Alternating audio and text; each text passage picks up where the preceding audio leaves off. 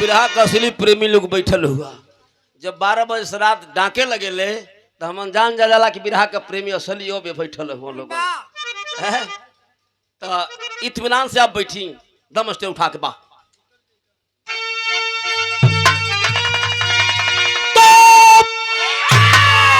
तो बांध सर पे कफन इनकलाबी जो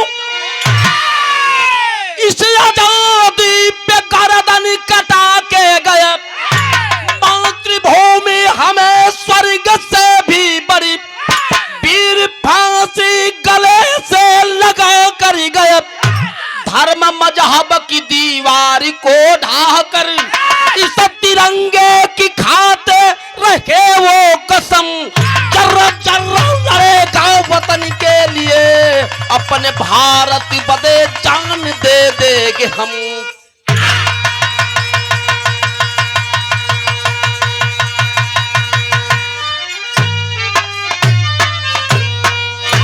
जर्रा जर्रा लड़ेगा वतन के लिए, अपने भारत बदे जान दे देंगे हम।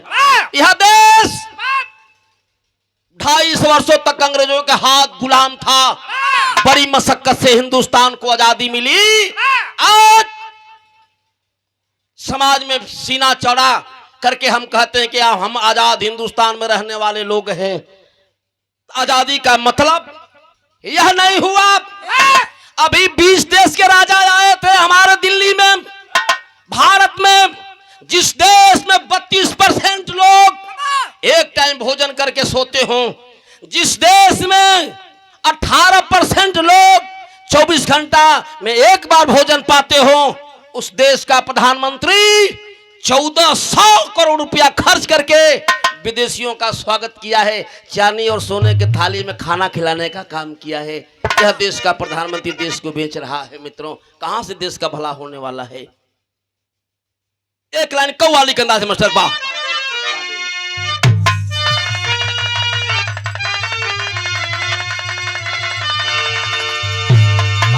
कहना बा का तो काबे में तेरा जलीवा, काशी में नजारा है,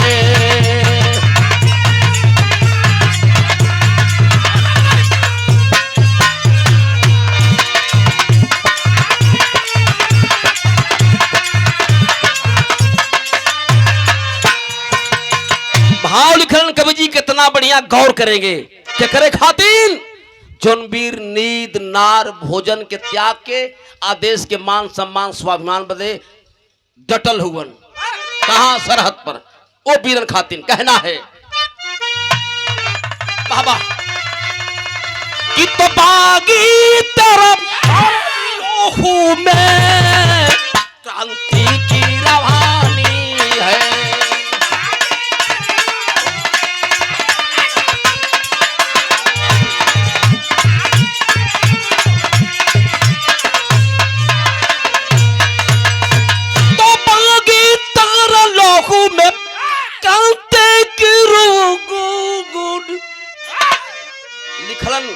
उधर भी जवानी है तो इधर भी जवानी है। ए बाबू, बिरहा का शुरुआत हो गई। ए मन हमारे नेताजी जो इस दुनिया में नहीं है, कितना बड़ा सम्मान हमारे देश के लोगों को माननीय मुलायम सिंह यादव दिए। आज नेताजी नहीं है, अध्यक्ष जी ने बताया है कि आज भी नेताजी जिंदा हैं। जब तक सूरज और चांद रहेगा तब तक नेताजी जिंदा रहेंगे। लिखल गई बिरहा का शुरुआत हो गई बा।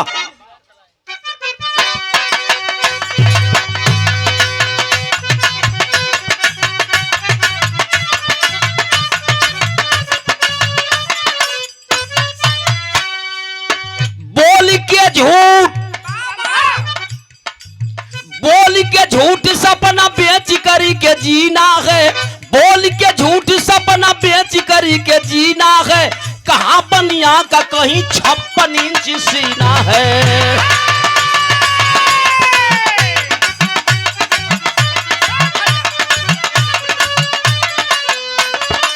लाश पे लाश रोज सरहदों से आती है, लाश पे लाश रोज सरहदों से आती है, पीर के पीर में धारा आंसू बहाती है।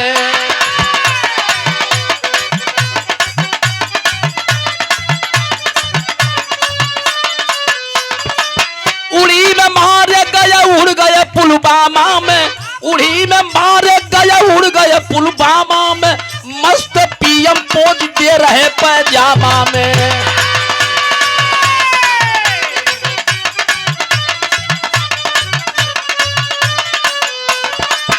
बिरहा का शुरुआत हो गई, कहानी कहाँ कबा कैसन कहानी बा कहना है।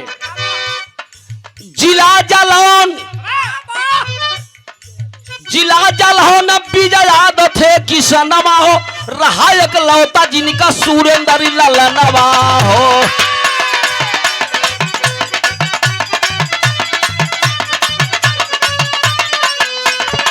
रही ना इच्छा फिर भी हौसला बढ़ाए हैं, रही ना इच्छा फिर भी हौसला बढ़ाए हैं, जवान फौज का बेटा के वह बनाए हैं।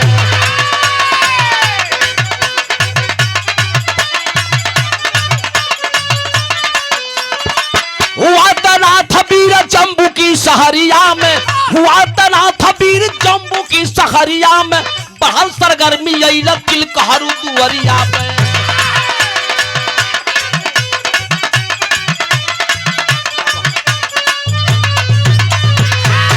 बात समझ ले बाबू, कहानी का शुरुआत आज के 25 बरिस पहले से हुई। आज तक का बात कहानी में मिले, काल्पनिक कहानी नहीं है बाबू, कपोल कहानी नहीं है। घटना घटी, हिंदुस्तान का कलेजा कांप गया इस घटना को देख करके।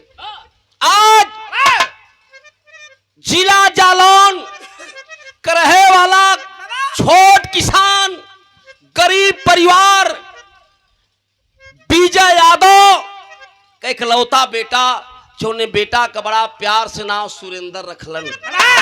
लेकिन माई बाबू का सपना रहे कि बेटवा सयान होई, पढ़ाई लिखाई, आज जब जवान हो बेटवा के, तब बेटवा के फौज का जवान बनाई, देश की सेवा में बेटवा के लगा दे।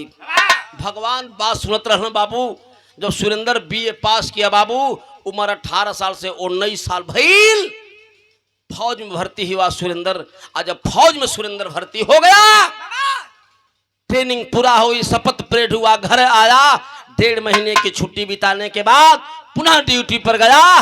पहली पोस्टिंग सुरेंद्र की बाघा बॉर्डर पर हुई है बाबू। अपने ड्यूटी में तैनात है, 6 महीना का समय बीतल। आज जब 6 महीना का समय बीतल बाबू, बिरादरी के लोग रिश्ता लेके आवे लगलन। आपका बेटवा सुरेंद्र लायक हमार बिटिया और रिश्ता तय कर लें, हमके अपन समधी बना लें। ए बाबू, सुरेंद्र अपने बेटवा विजय यादव अपने बेटवा सुरेंद्र का रिश्ता तय कर दहलन। और रिश्ता जब तय कर दहलन बाबू, दिन पताई रखा गयल। बेटवा सुरेंद्र के फोन कैले, हम विजय की बेटा तुहार रिश्ता तय कर दहली। कहाँ तय कैलन? रायपुर के रहे वाला महेश यादव, महेश यादव की बिटिया सीमा से अपने बेटवा का रिश्ता तय कर दहलन। आज जब टेलीफोन कैलन, सुरेंद्र कहलन बाबू तुहार जितना मन करी कुल कह घाला, छुट्टी लेके आई, सब व्यवस्था हो जाई। 3 दिन शादी बाकी हो बाबू। 2 महीना की छुट्टी पा करके सुरेंद्र घर आया। आज जब घर आया बाबू, हाथ में कंगन बदल, हल्दी लगल। आज जब हल्दी लगल बाबू, आज दुल्हा बन के सुरेंद्र चलल हुवन हो। तो बिरहा में बड़े क्लास के गीत लगे।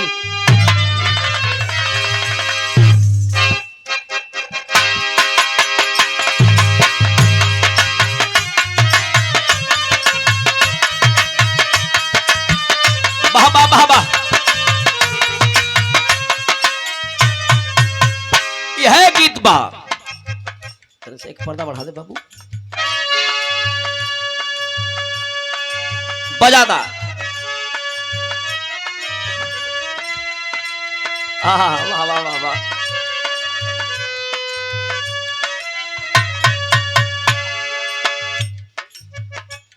अरे मोरे पिछुआ रवा,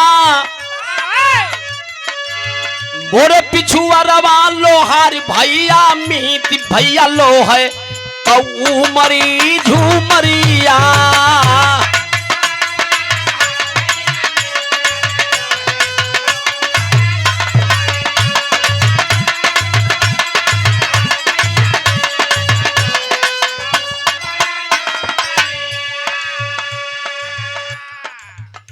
हमारे बड़े भाई हर दुख सुख के साथी हमारे राम प्रवेश भी आपको ओर से सादर 500 रुपए का पुरस्कार हृदय से आपके चरणों में प्रणाम करता हूं। और हमारे कवि जी, हमारे सुरेंद्र कवि जी, रमेश कवि जी, आपने सम्मान किया, पुनः मैं आपका स्वागत करता हूं, वंदन करता हूं, अभिनंदन करता हूं। और 23 तारीख को शायद आप राष्ट्र जी मिलने वाले हैं, तो हम भी साथ चलेंगे। कहना है लिखल गई बड़ा सजल बाप हार्दी लगल महावर लगल, दुल्हा बना के विजय यादव अपने बेटवा के लेके चलल हुन बाबू। कहा? महेश यादव के दुआरे शादी करे बदे। तो लिखल गई आरे सहारा में चमकेला पूर्णिमा का चांद, भैया सहारा में चमकेला पूर्णिमा के चांद, बाबू फौजी जवान चला मरवा में।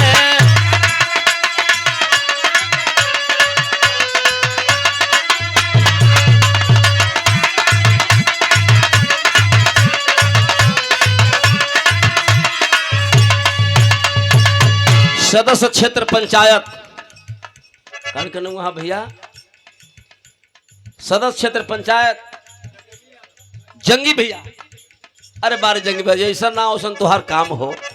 बहुत बहुत भैया के प्रणाम बा। कहना बाप गारी सुनावली गांव के गुजरिया,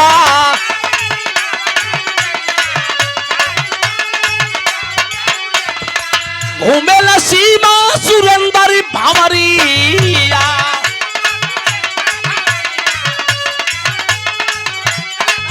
अरे भैली विदाई बिहान बाबू फौजी जवान चला मरवा में।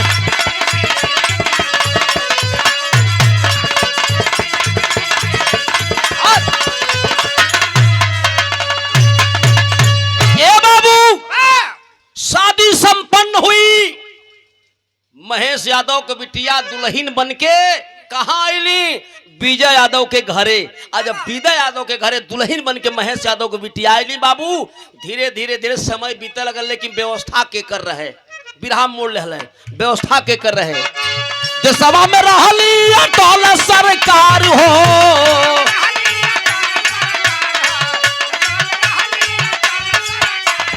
घुस गए कारगिल में पाक बधिकार हो।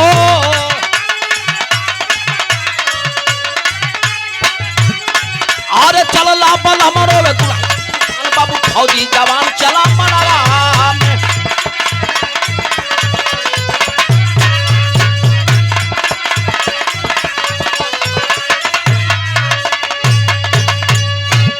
ए बाबू माननीय अटल बिहारी वाजपेयी भारत के प्रधानमंत्री के कुर्सी पर मौजूद थे। अटल बिहारी वाजपेयी की सरकार थी भारत में। आज हमारा देश का बहादुर जवान सिपाही सुरेंद्र 1 महीना 17 दिन की छुट्टी तो अपने दुल्हन के साथ बिता लिया बाबू। 13 दिन की छुट्टी बनी, तब तक एक घटना घटी है कि वतन के बलबे पर, अरे वतन के बलबे पर आहुति देते अपने वीर जवान, अरे आगे बढ़ती फौज हमारी भाग रहा था पाकिस्तान। लड़ता चढ़ के चोटी ऊपर, लड़ता चढ़ के चोटी ऊपर सुरेंद्र बना वीर हमीद। अरे लाश न मिल पाई, नाहर की शासन घोषित किया शहीद। गौर करेंगे, विरासत से ध्यान न हटे बाबू। 36,000 ऊंची चोटी पर चढ़ करके हमारे देश का बहादुर सुरेंद्र यादव लड़ रहा है। लड़ते लड़ते शाम हो गई बाबू। आज जब शाम हो गई, सभी जवान तो अपने बैरिक में वापस आ गए, लेकिन भैया दादा काका वो हमारे देश का बहादुर जवान सुरेंद्र अपने बैरिक में वापस नहीं आया। आज जब अपने बैरिक में वापस नहीं आया तो भारत सरकार 1 दिन खोजी, 2 दिन खोजी, 3 दिन खोजी। जब 1 हफ्ता बीत गया बाबू, तो मजबूर होकर के सुरेंद्र को भारत की सरकार ने शहीद घोषित कर दिया। तो वीर को वर्दी चेक मिल गया। अरे वीर को वर्दी चेक मिल गया मूला अंपरी पार्टी से। अरे बिलक रही सीमा सैया का लाश न आई घाटी से। माननीय नेताजी सरहद पर घोषणा किए थे रक्षा मंत्री के कार्यकाल में जिस भी गरीब का बेटा इस सरहद पर मारा जाएगा उसकी लाश उसके घर जाएगी, साथ में 10 लाख रुपए का चेक दिया जाएगा। हमारे नेता के आह्वान के अनुसार लाश तो नहीं मिल पाई बाबू, लेकिन वर्दी टोपी सील करके और साथ में 10 लाख रुपए का चेक लेकर के कंपनी कमांडर साहब कहाँ चलल हुवन? जिला जालौन ग्राम उरई चलल हुवन बाबू।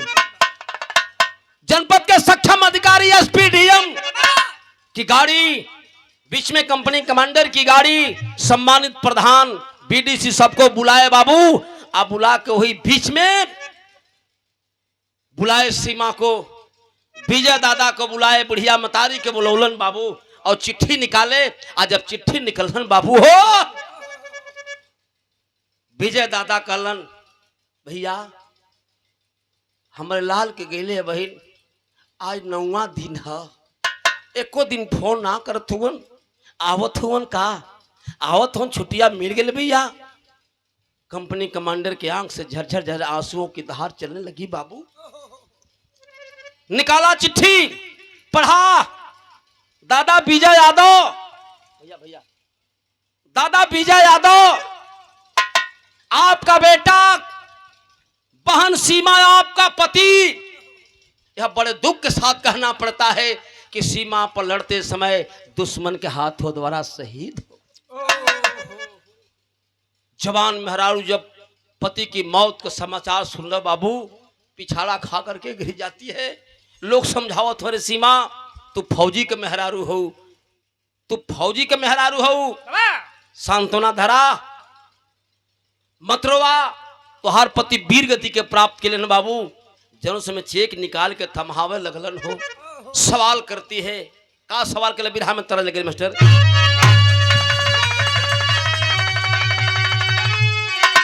ये गीत के सावन के महीना में मलाहिन जब गंगा जी में नाव प्रवेश कर ली बाबू, तो आरती से जाके ठे गीत गावली, बड़ा ढंग से गावली। कैसे गावली बाबू? कि तो हाके चढ़ाई बो मैया,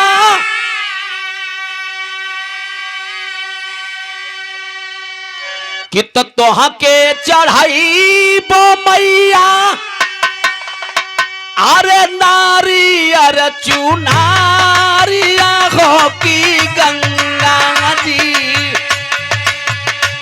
नारी अरे चुनारिया हो की गंगा जी, पारी कैदा बोझली मोरी नेवारिया हो की गंगा जी।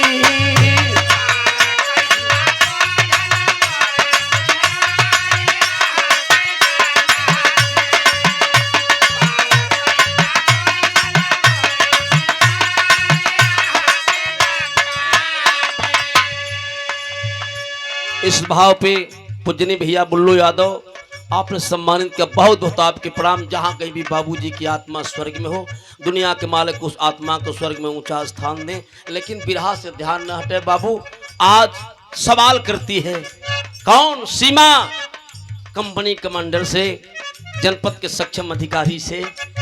भैया हमारे नेताजी था आदेश कहले रहना, हमारे नेताजी था आदेश कहले रहना कि जो भी जवान सीमा पर शहीद होगा उसकी लाश उसके घर जाएगी, ओकरे धर्म के मुताबिक तो लाश का संस्कार हुई।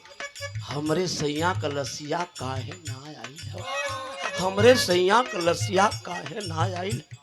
सवाल करती है, वर्दी टोपी लेके आईला,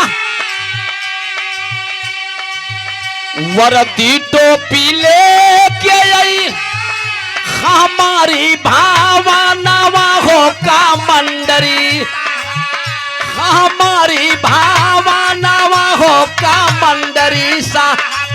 अब कहवा चाली गई ले मोर साजनावा हो का मंडरी साहबी।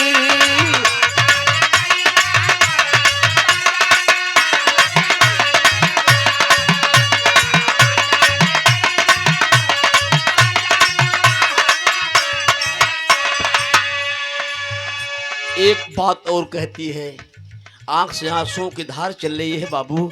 मतारी बेहोश पड़ल बे बाबू। विजय यादव रोहतवन बेटा और हम जलने होती लाल कि हमन के बुढ़ाई भिखार के चल जाइबा बेटा विजय रोत हुन बेटा सुरेंद्र ए बेटा बढ़िया ना कैला लाल के हमर नैया मजधार में छोड़ के चल गईला बेटा छोड़ के चल गईला बेटा। ए बाबू कहलन का के कारी सहारे बीतिया के कारी सहारे बीत आभागिन कह दीनावा हो कमंडरी आभागिन कह दीनावा हो कमंडरी साहब विधवा बनवल मोर सजनवा हो कमंडरी साहब।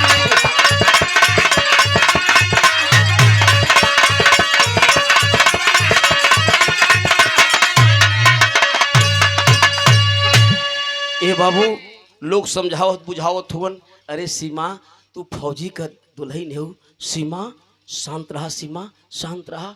ए बाबू सीमा समय बितावे लगल हो अपन कैसे समय बितावे लगल जन पति के निशानी पेट में पलत हो जन पति के निशानी 1 महीना 17 दिन के अंदर जन निशानी पेट में पलत हो वो निशानी पर भरोसा करके सीमा अपन समय बितावे लगल बाबू। आज जब सीमा अपन समय बितावे लगल हो धीरे धीरे धीरे धीरे समय बीते लगल। यहाँ गीत लगल मास्टर एक गीत के माई बहन गावेली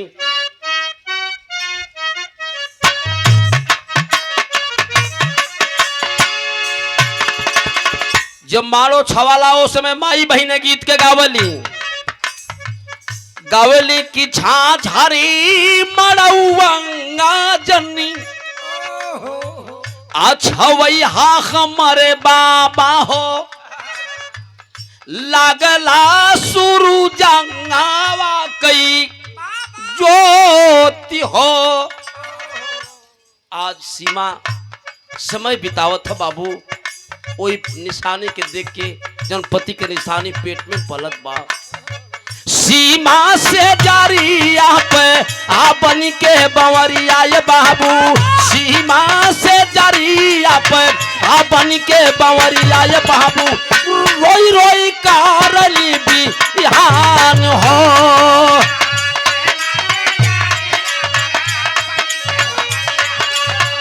रोई रोई कारली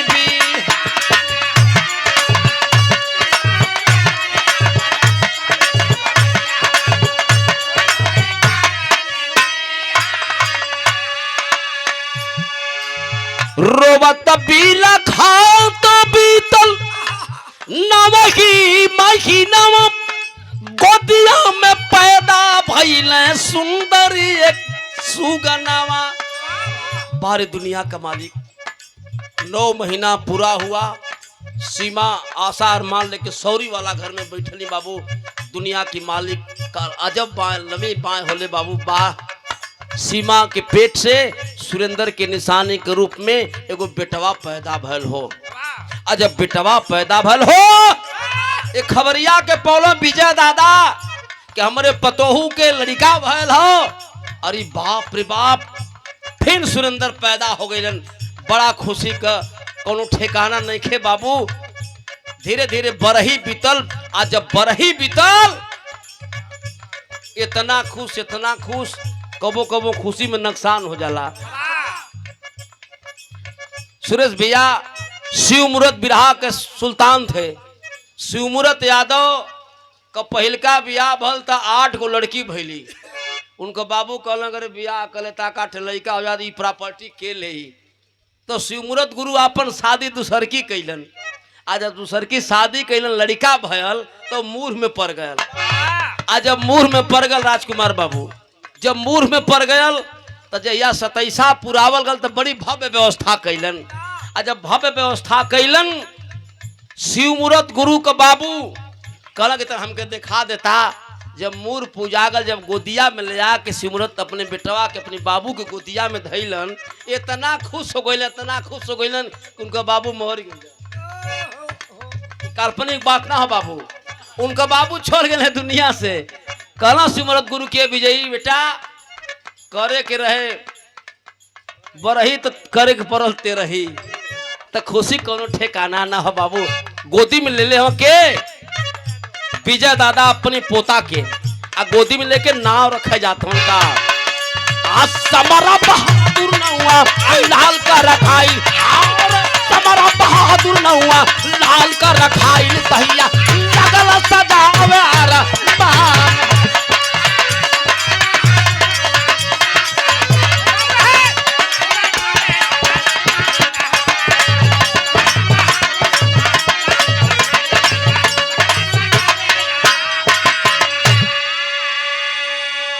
लड़कवा का नाम समर बहादुर यादव रखल गई। आज जब समर बहादुर यादव रखल गई बाबू कह जाला कि बांस में बांस होला, दिन दुना रात चौगुना बढ़े लगलन। समर बहादुर विजय दादा एगो गाय खरीद के लेलन आ दूध छकिया के पियावे लगलन। आ जब छकिया के दूध पियावे लगलन बाबू धीरे धीरे इंटर पास कैले आ इंटर पास करके जब बीए में नाम लिखौले संजोग से बनारस में भर्ती निकलल मिलिट्री के। आज जब भर्ती निकली बाबू मतारी से कल माई पैसा दा हम बनारस जाए वाला है। कल बाबू जाके बक्सवा में से लेला।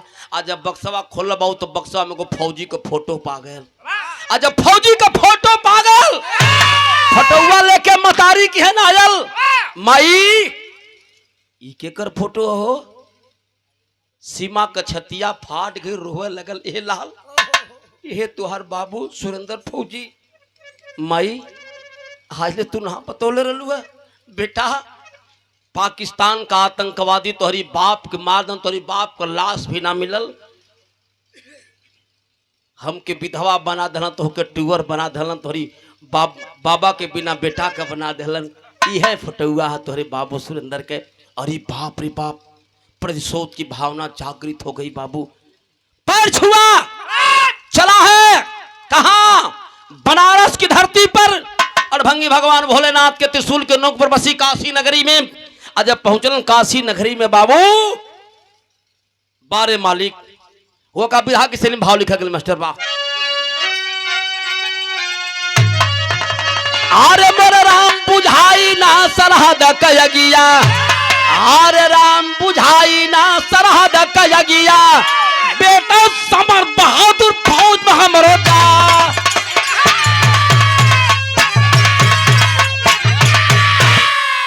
बेटा समर बहादुर फौज में हमरो जाई बुझाई ना सरहद कयगिया। आज जवान भर्ती हुआ। आज जब भर्ती हुआ बाबू ट्रेनिंग में गईलन, ट्रेनिंग पूरा हुई, शपथ परेड हुआ। सुरेश भैया 10 मिनट लगी, बहुत शर्त खत्म कर जाथिला। ए बाबू भर्ती हुआ, शपथ परेड हुआ। शपथ परेड के बाद बाबू जौने में कवर दिया सुरेंद्र पहिलन, वही में कवर दिया समर बहादुर पहिर के अलन हो। आज वर्दिया पर गल मतारी देखल बाबू छतिया फाटे लगल। बेटा बेटा निकाल वर्दी, बेटा निकाल वर्दी। यह वर्दिया तो के टूअर बनौला, हमके विधवा बना दिला। बेटा निकाल निकाल। ए बाबू जवान तुम तमागल माई वर्दी निकलवा देबू तो बाप के बदला न चुका पाई। चलबा बिरहा किसे महाल लिखल मास्टर गीत लगे कहना बा। ये गीत 4 जिला का मशहूर गीत बा। मिर्जापुरी कजरी, बनारस का चौलरिया, गाजीपुर का कचकचवा, हमरे मऊ का ये गीत है। कहना बा तब गोरिया दिन भारे को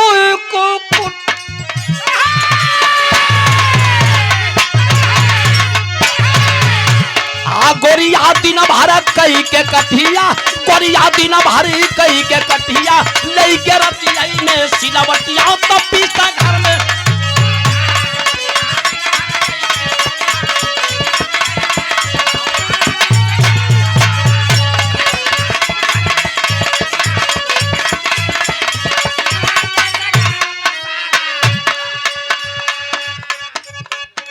पुनः 500 रुपए का सम्मान। साले नौजवान मोरे रहमा, साले नौजवानी के कैम बरहनवा हो जाना, बिरवा सरहद पर अइले।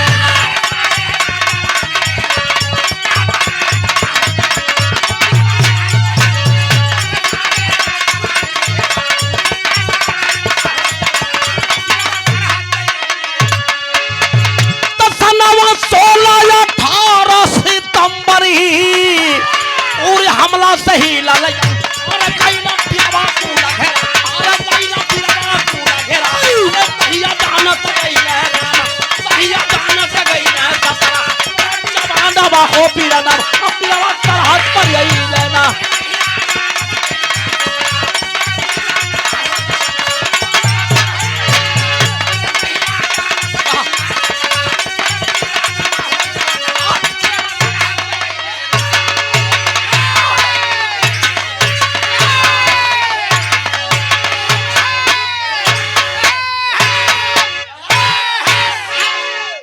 ओम प्रकाशा के खानदान से मिलान करेला सही बात है एकरे घरे गई ना कल तू भर होके समझवादी में रहला कल हमके ऊ भर में समझिया कब के 12 बजे दे के बुद्धि खुले ले आप हमरे बड़का भैया बुल्लू भैया सम्मान के बहुत बहुत प्रणाम। उड़ी में हमला हुआ देश के 70 जवान जिंदा जिंदा आग के हवाले कर दिए गए। बाबू आप घटना सुना है आपने, लेकिन बारे भारत का प्रधानमंत्री एक बार भी जवानों के प्रति संवेदना व्यक्त नहीं कर पाया। तब भैर का कितना अनमोल लाइन कब्जी खले हो अध्यक्ष जी। मोदी शर्म से तब झोंकी गई, मोदी शर्म से तब झोंकी गई। भारत कहेगा भारत कहेगा चल हमारा बहादुर बनका पाकिस्तान कहे लंका जनता इस्राइल कहे बादल तमने छानवा हो सरहद पर ही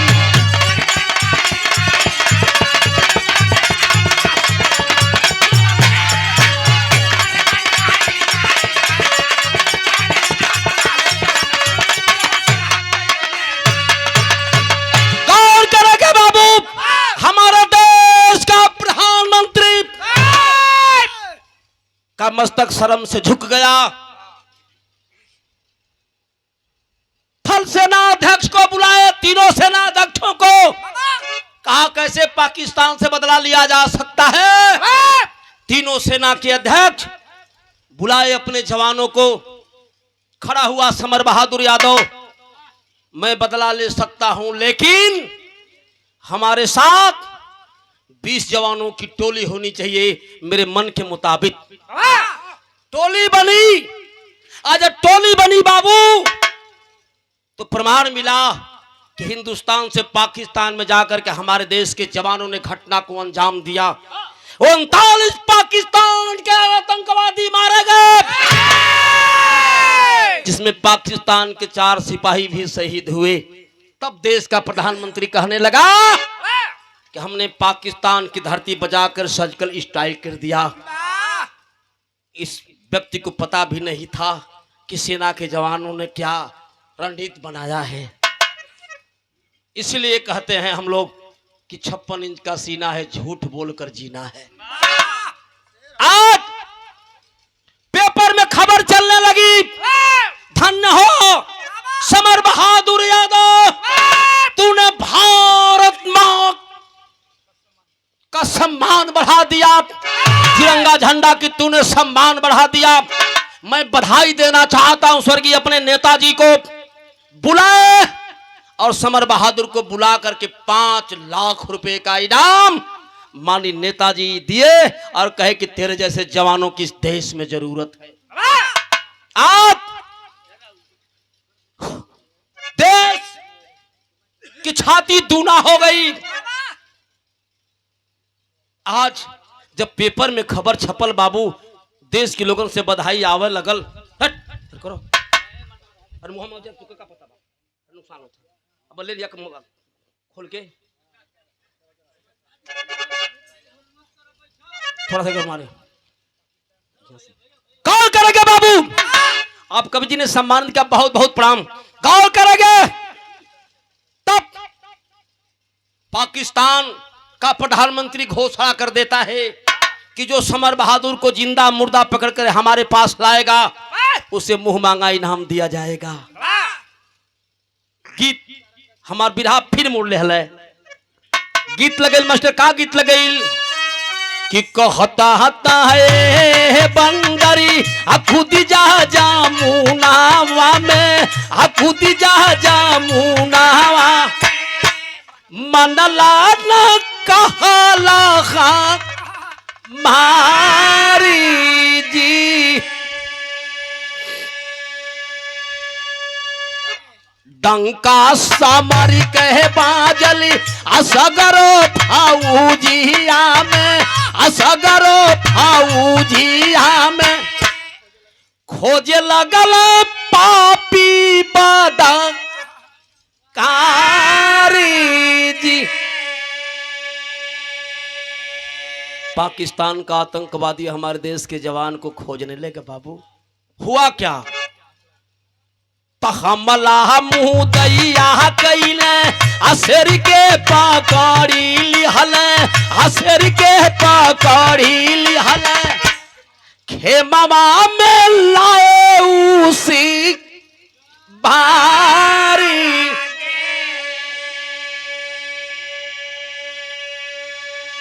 घड़ी 8 बजा रही है बाबू। ड्यूटी से अपने बैर की तरफ दौड़ता हुआ जा रहा है। तब तक पाकिस्तान के आतंकवादी घेर लिए। आज जब घेर लिए बाबू दोनों हाथ ऊपर कर दिया।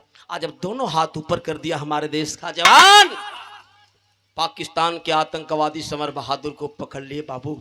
आप पकड़ के लेके कहाँ गईलन?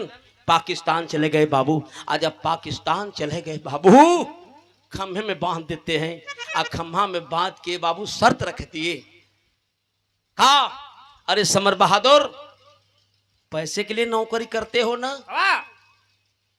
जितना चाहो धन ले लो, मान जाओ एक शर्त। जैसे तू हिंदुस्तान से आकर के पाकिस्तान में तूने घटना को अंजाम दिया है, ये बार जाओ करके पाकिस्तान से हिंदुस्तान में घटना को अंजाम दे दो। अगर 5 भी हिंदुस्तान के जवानों को मार दोगे मुंह मांगा इनाम देकर के तुझे वापस हिंदुस्तान भेज दिया जाएगा। जवान कहा कि रे बेईमान, पैसे पर मेरा ईमान खरीदना चाहता है ना? या कतई नहीं हो सकता है बाबू। खम्भे में बांध करके बाबू कोड़ा से मारना शुरू कर दिए। कौन आतंकवादी था, क्या उसका नाम था? बिरहा में तरह लगे।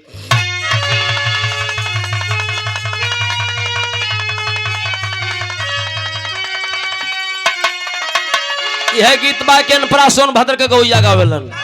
का गावल मास्टर? तकवन कारण ये जोगी जोगा वारा मावाला ये जोगी जोगा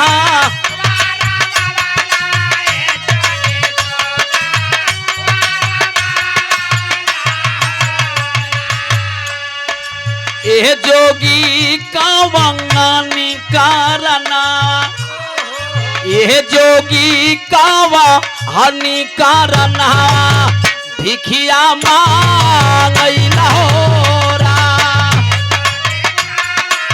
हनी कारना भिखिया मांगै।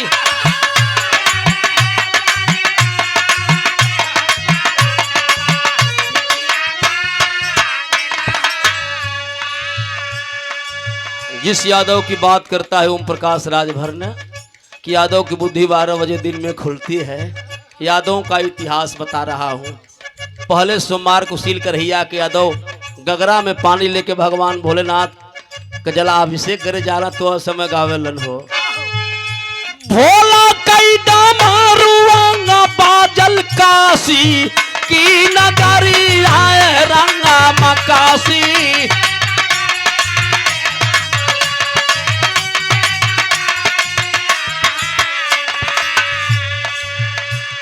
हे रामा मोहन के बसुरिया हे रामा मोहन के बसुरिया बिंद्रा बनावा हो रा।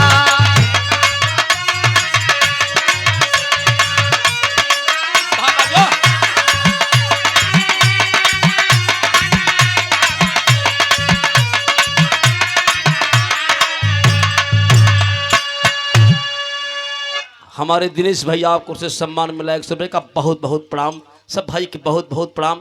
लेकिन बिरहा से ध्यान न हटे बाबू, असली मोड़ पर बिरहा पहुंचे जात हो। कौन आतंकवादी था, क्या नाम था? लिखल कवि जी, चिश्ती साली मंगर हलैया तंग की कसैया रामाया तंग।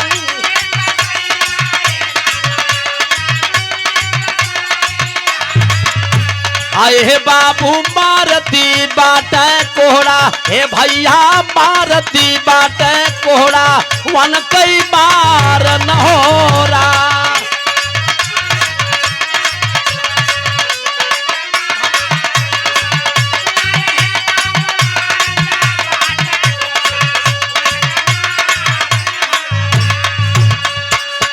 अरे सुरेंद्र, समर बहादुर, शर्त मंजूर कर लो। हथवा कन्हवा पापी खींच ललन हो, मजबूर है हमारे देश का जवान। आखिरी बात बताओ थवन का कि अरे तब है बतावा दाता जाना, वहां से गई भाई बाबू।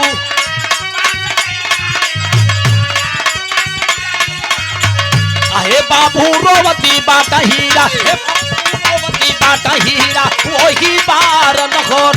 ये बाबू रोवती बाटा,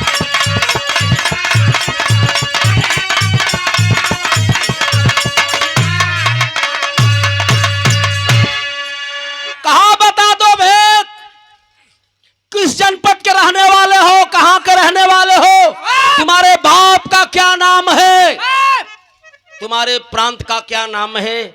मजबूर हो गया बाबू, सोचा कि अगर नाम बता दे गांव का, घर का तकानी हो सका बच जाई तो जाए, तो फिर देश बदे लड़प। बारे जवान बिरा में आखिरी गीत लग गई।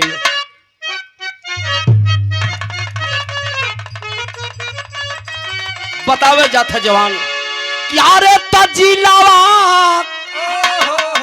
ए बाबू जिलावा जलंगनी बाटे, उरई में भावनावा हो।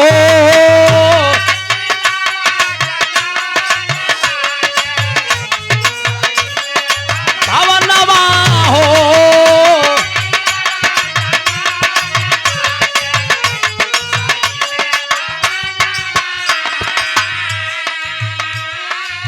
गौर करेंगे कहानी के ऊपर। बता रहा है कि जिला जालौन, ग्राम उरई में हमारा घर है। वह सलीम चिश्ती जब जिला जालौन का नाम सुना, ग्राम उरई का नाम सुना बाबू, तो मौन हो गया। जिलावा जालौन उरई में भावनावा रंगा, सुरेंद्र शहीदी जी के, अरे सुरेंद्र शहीदी जी के बाटी हम लाला नवा हो।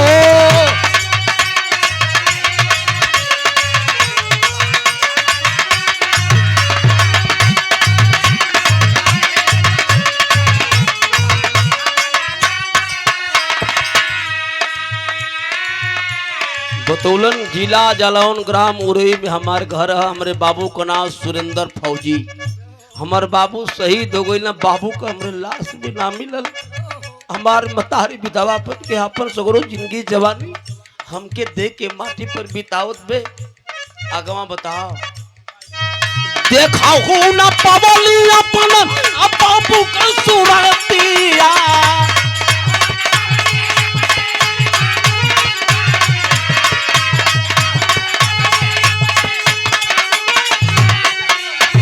बाबू के वियोग में माई, बाबू के वियोगी में माई अरुवती नारातिया।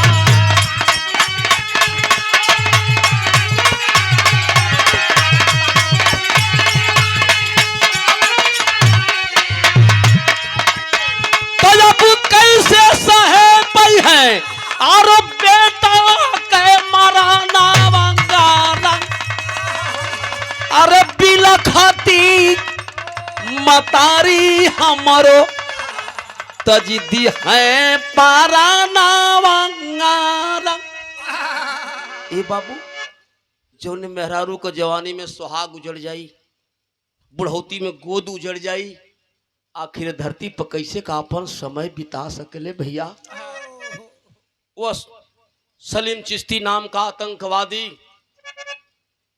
कनखिया ढबढिया गई हो बाबू। टकटकी निगाह से समर बहादुर के चेहरे की तरफ ताकने लगा। आज जब ताकने लगा बाबू, आल्हा के लाइन लग गई। समय के ऊपर कब्जी लिखल कह जला कि पुरुष बलि नहीं होता है, समय होत बलवान। एलिए लिखल गई कि अरे तहाई रे समैया बाबू, कि हाई रे समैया बाबू, केहू के न छोड़लिए भैया।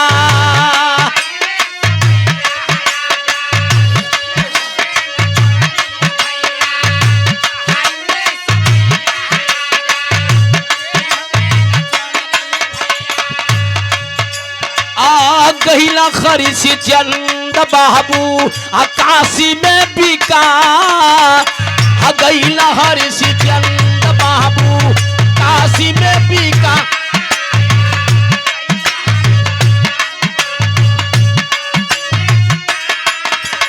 अरे भूजली मछरिया होतहिया, भूजली मछरिया होतहिया, जलवा बिचवा कुदीरे गई।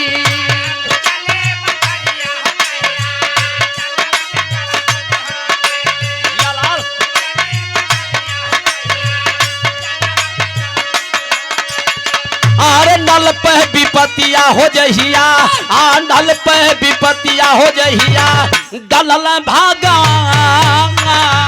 नल पे विपतिया हो जा।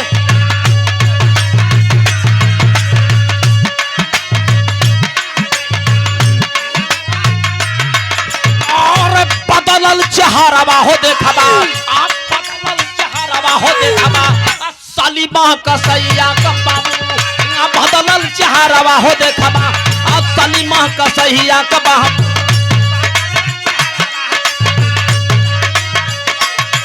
और ये के सयता हली सली हले हाथवा में उठा, ये के सयता हली सली हले।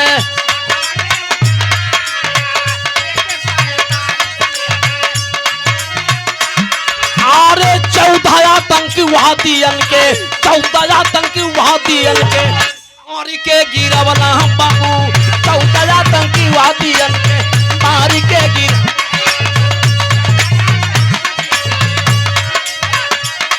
आख मही तो बाप हई बेटा हो तोहार।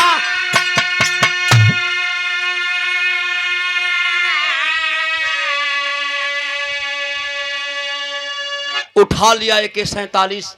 प्रमाण मिलता है कि 14 आतंकवादियों को मार करके मौत के घाट उतार दिया। खम्मा से छोड़ के अपने छतिया से सटा के कहलम बेटा, बेटा, बेटा समर बहादुर, बेटा हम ही तुर अभागा बाप सुरेंद्र है बेटा, हम ही तुर अभागा बाप सुरेंद्र है बेटा। मित्र प्रमाण मिलता है कि शाम के वक्त में जब आतंकवादी अपने बैरिक में आ जाते हैं, अपने कंदरा में आ जाते हैं, अपने ठिकाने पर आ जाते हैं, तो सबका हथियार रख दिया जाता है। मात्र जो कंपनी का सरदार होता है उसी के पास हथियार होता है। सलीम चिश्ती कंपनी का सरदार था, इसलिए उसके पास केवल हथियार था। समर बहादुर का किया तनी तनी खुले बाबू। जब बेटा कंडाव सुल्ला के रे, कौन ऐसा व्यक्ति जो 3 दिन से मेरे ऊपर लगातार कोड़ा बरसा रहा है, आज हमके बेटा कहता आए ना, तो हमार बाप ना हो सकेला ना। बेटा मेरी गलती को माफ कर देना बेटा, मेरी गलती को माफ कर देना बेटा। हमार बाप हुआ तो कैसे पाकिस्तान में आके तू सरदार हो गईला, ये आतंकवादियन का बताव के हुई। हमरे बुल्लू भैया आप सम्मान के लिए बहुत बहुत प्रणाम। बतावत हो का बाबा कि अरे तयंठा न बेरी में यही, अरे तयंठा न बेरी में यही, अब पपियन से धरही रही रवा। यंठा न बेरी में है यही, पपियन से धरही रही रवा। अरे चिश्ती सलीम रखल नौआ हो हमार, चिश्ती सलीम रखल।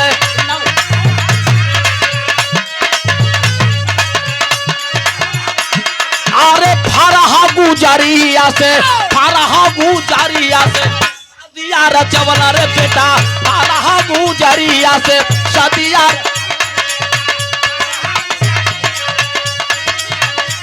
हाँ इसका मैं भुलाई गईली घरवा दुआना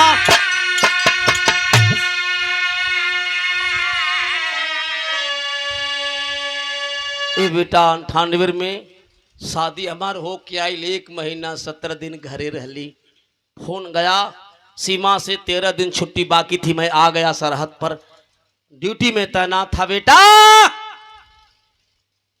तीसरे दिने 36,000 फीट ऊंची चोटी पर चढ़ करके मैं लड़ रहा था हमर दहिया झुकल आज जब गिली तो ढमिला ढमिला कंदरा में फंस के बेहोश हो गई आज जब बेहोश भईनी बेटा तब पाकिस्तान का आतंकवादी हमके पा गईलन अब पा गए तो हमके लेके पाकिस्तान आ गईलन अस्पताल में भर्ती किए स्वास्थ्य बढ़िया हुआ है बेटा जैसे तुहार सजा करते 3 दिन से मजबूर हो गए बाबू जब मार बर्दाश्त ना कबोली बेटा तो शर्त मंजूर कर लेली लाल भरोसा हो गया समर बहादुर को आंख से आंसुओं की धार चल रही है बेटा समर बहादुर के एक तरफ समर बहादुर रो रहा है एक तरफ सुरेंद्र रो रहा है समर बहादुर कहला बाबू अगर हमार बाप हुआ बाबू तो हमार 2 गो बात होके माने के हुई कौन बात ए बाबू अगर हम मर जाई तो हमरे लाश के साथे तो के घरे गईला का मौका मिली सरहद डांग जी बात है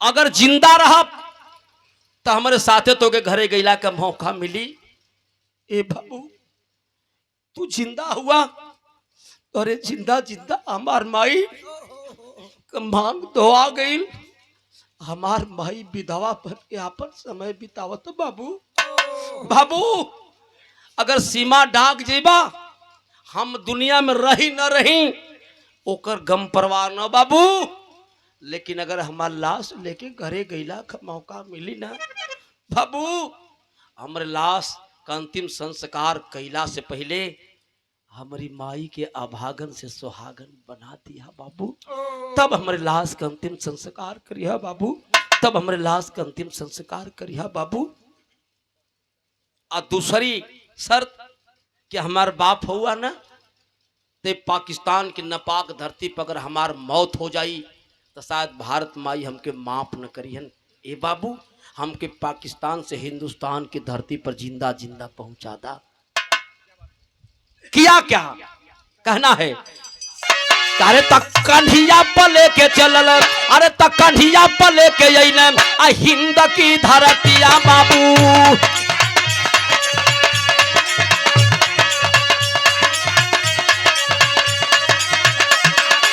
हो तो भोरे सारा हादी के हो ही गई ना पार हो तो भोरे सारा हादी के हो ही गई ना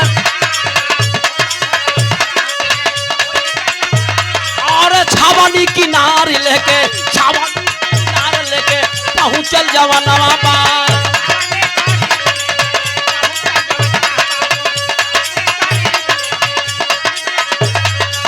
हीरावा का जान लेबा हमारे बचा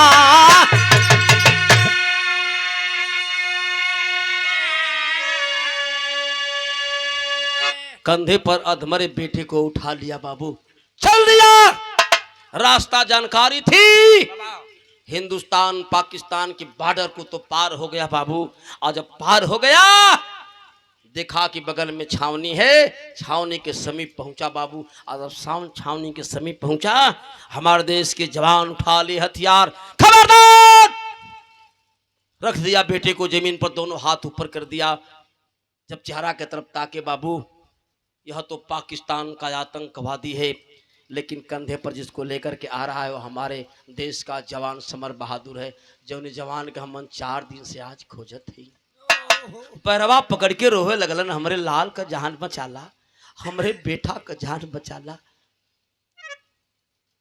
तब बात पूछिया लोगन गाड़ी में रखे बाबू चल दिया हॉस्पिटल लेकर के आज हॉस्पिटल के गेट पर पहुंचे बाबू एक तरफ सूर्य भगवान ललाई लेथुअन हो दूसरी तरफ डॉक्टर आया और जब हाथ पकड़ा तो समर बहादुर को शहीद घोषित कर दिया हमेशा हमेशा के लिए तिरंगा झंडा में हमारे देश का जवान सिपाही सो गया।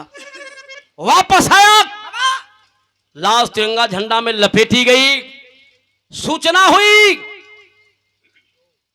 दो, एक सूचना कि पाकिस्तान के जेल से भाग करके सुरेंद्र जिंदा अपने घर को आ रहा है। दूसरी सूचना कि हमारे देश का बहादुर जवान समर बहादुर लड़ते लड़ते दुश्मन के हाथों द्वारा शहीद हो गया, उसकी लाश आ रही है। जंगल की आग की तरह खबर फैली बाबू।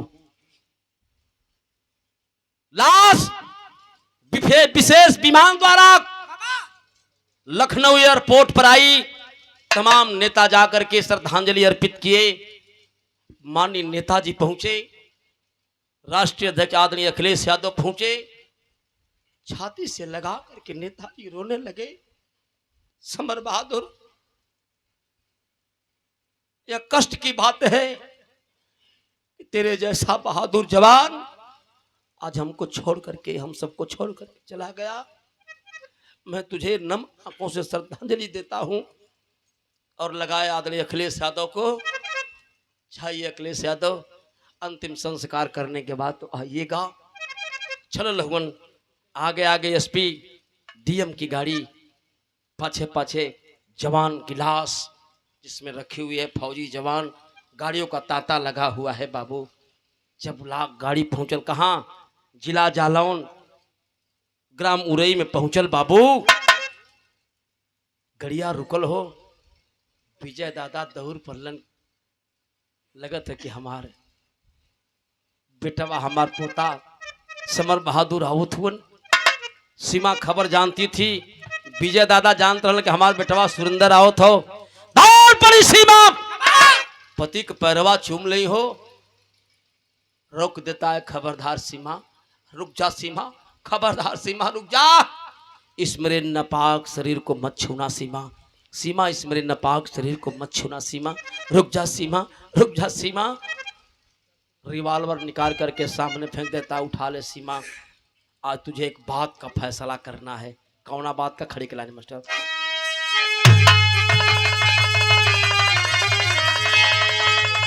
अरे तो पहले हमारी यही सीना में गोली मारा रनिया, ये करे बहुत मजा थी बेटा के उतारा रनिया।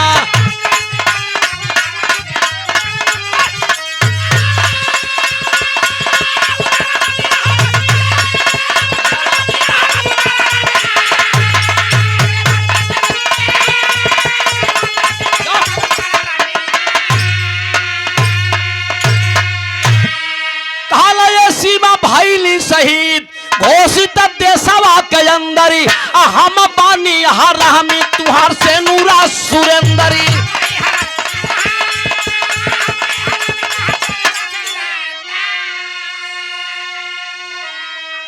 अरे मारल गोली चाहे सिंदूर के समंगारा रनिया।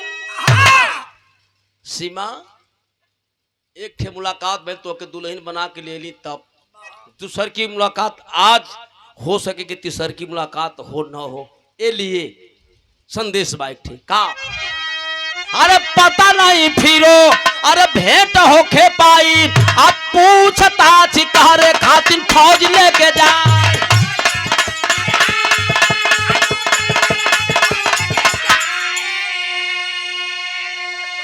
और देश भक्ति दुश्मन के निहारा रनिया, ये करो बहुत मजा थी बेटा का उतारा रनी।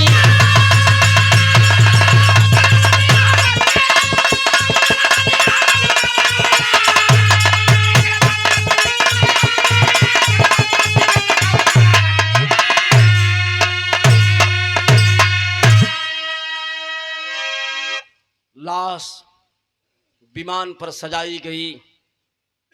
एक तरफ वह बुढ़ा बाप 80 साल का विजय यादव, एक तरफ जनपद के सक्षम अधिकारी एसपी डीएम, एक तरफ सीमा। ए बाबू, औलाद का गम फौलाद के पानी का देला। बेटे की लाश कंधे पर लेके वो बुढ़ा बाप श्मशान घाट की तरफ जा रहा है। सवाल कर रहा है, बेटा समर बहादुर, सारी उम्मीदों पर तूने पानी फेर दिया बेटा, पानी फेर दिया बेटा। उस मरे हुए अपने पौत्र की लाश से सवाल कर रहा है, का कहत हूं बाबू?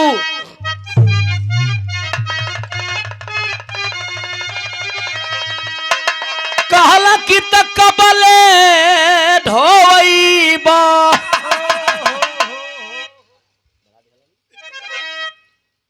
अरे कबले ढोईबा हो सुगनवा कन्हिया के ऊपरा। बेटा छोड़ के चल गया लाल। समर बहादुर एक बात बाबा करके बोला दे बेटा।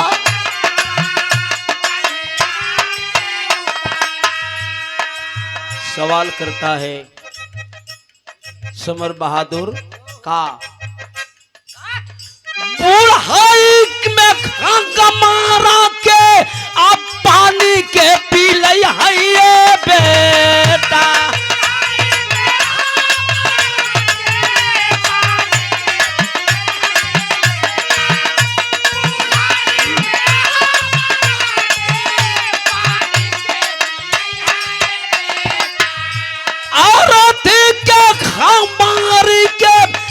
कंधा से लग गई है ये बेट।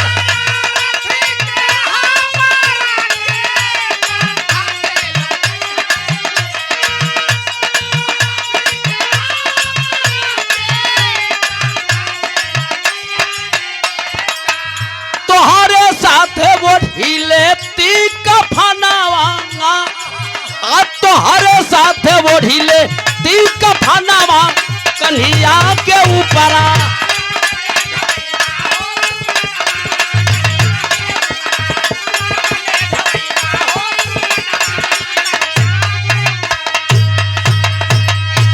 सैनिक सम्मान के साथ लाश का अंतिम संस्कार हुआ बाबू। भाग लेकर के आए कहां? जम्मू कश्मीर। जब पूछताछ हुआ बाबू तो सुरेंद्र कबूल कर लिया कि जो 17 जवानों के साथ हमला हुआ, जिसमें 17 जवान को जिंदा जिंदा आग के हवाले कर दिया गया, उसमें आप के देश का एक गद्दार सुरेंद्र था। कबूल कर लिया घटना को। दूसरी घटना, जब 5 जवानों का सर कलम करके पाकिस्तान के आतंकवादी लेकर के चले गए, उसमें भी मैं था।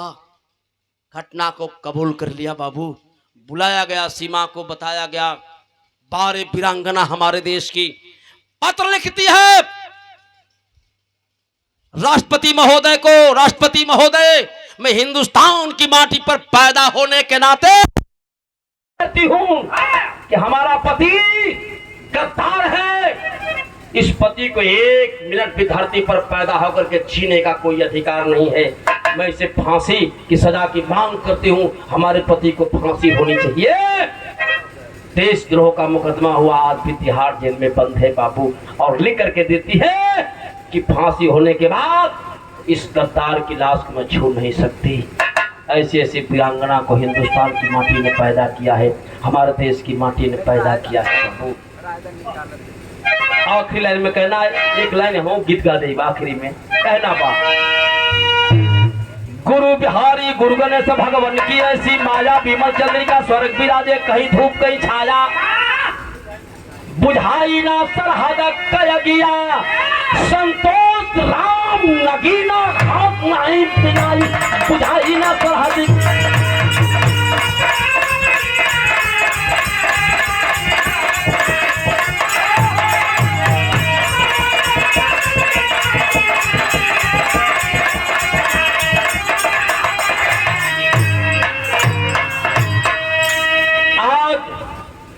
देश को जरूरत है एक नेता की।